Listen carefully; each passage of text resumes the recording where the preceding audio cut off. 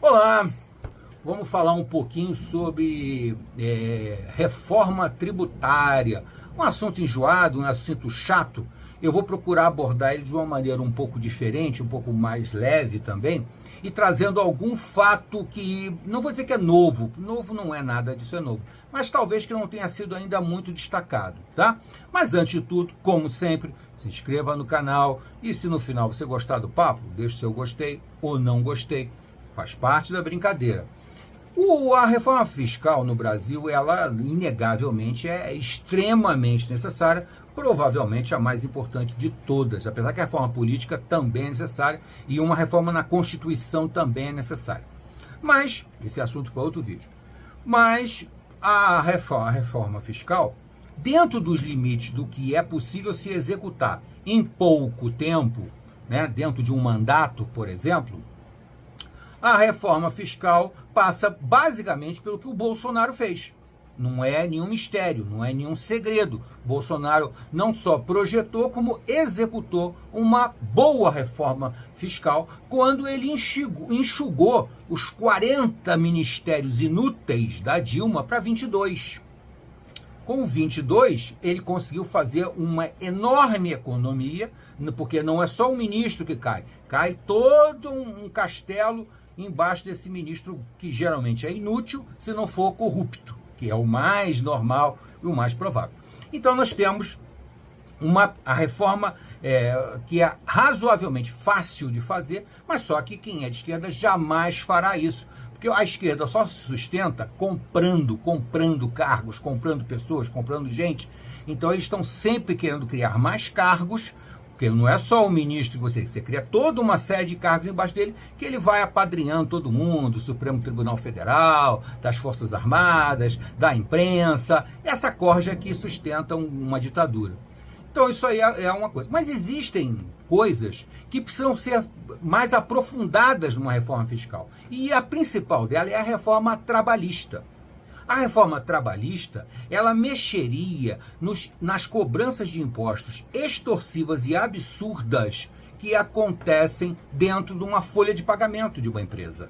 Né? Qualquer um de nós sabe que o custo de um empregado com carteira de trabalho assinada é o dobro, no mínimo o dobro, é quase o triplo.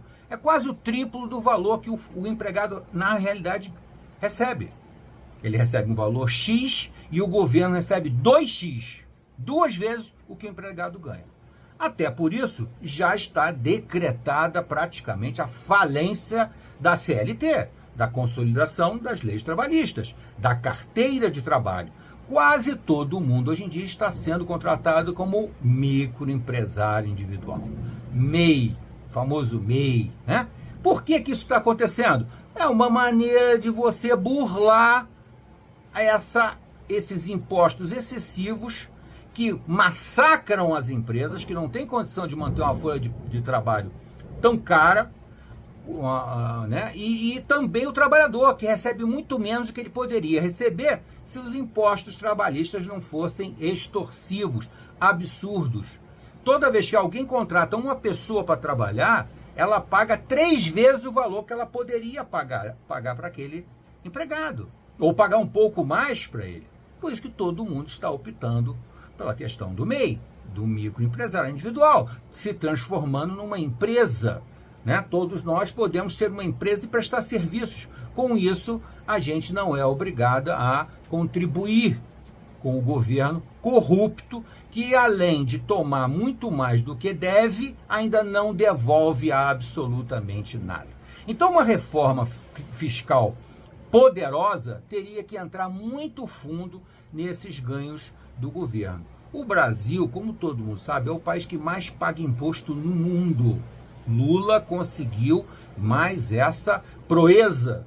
O Brasil é o país que mais paga imposto no mundo desde 2024. Porque o Lula conseguiu, além de aumentar todos os impostos, conseguiu também recriar impostos e até criar impostos novos. Né? Em algumas coisas que não havia incidência de determinados impostos, passou a haver. Então isso aí e nem se pode mais falar em bitributação, em tributação em cima de tributação, porque o Brasil só tem escaladas de tributações da mesma matéria-prima, da mesma commodity, do mesmo serviço. Tudo aqui é tributado diversas vezes. Bitributação é pouco, é muito pior. Então nós temos aí muitos problemas que uma reforma fiscal teria que abordar.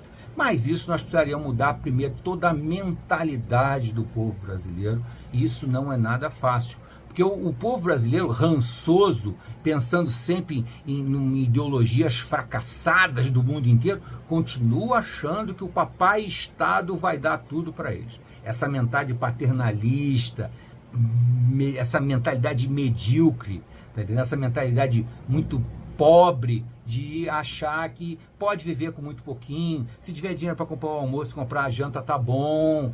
Isso está errado. E nós temos que trabalhar os nossos filhos, os nossos netos, para que essa mentalidade desapareça. Precisamos fazer essa mentalidade desaparecer, mas não é trabalho para uma única geração, é para 2, talvez 3, para nós começarmos a pensar direito, pensar corretamente, pensar de forma de progredir individualmente, porque é só do nosso progresso individual o país cresce junto. Não tem jeito, gente, não tem outra fórmula, só tem essa. Até a próxima.